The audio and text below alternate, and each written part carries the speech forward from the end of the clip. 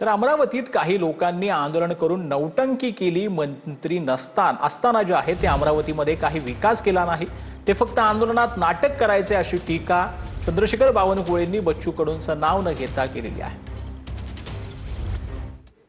मला अभिमान आहे की मागच्या वेळी माननीय देवेंद्रजी काही लोकांनी या ठिकाणी नौटंकी केली, आंदोलन केले, उपोषण केले। त्यांनी कधीच त्या ठिकाणी मंत्री म्हणून काम करताना या अमरावतीचा विचारच केला नाही। या अमरावतीला अनेक मंत्री मिळाले, अनेक लोक मिळाले, पण खोटारडेपणा एवढा की आंदोलन करायचं, आंदोलनामध्ये नाटक करायचे। पण या ठिकाणी मला अभिमान आहे, माननीय देवेंद्रजींनी दिव्यांग जे आपले लाभार्थी आहेत, दिव्यांग व्यक्ती आहेत, दिव्यांग परिवार आहे, त्या दिव्यांग परिवाराला 1,500 रुपये महिना मिळायचा।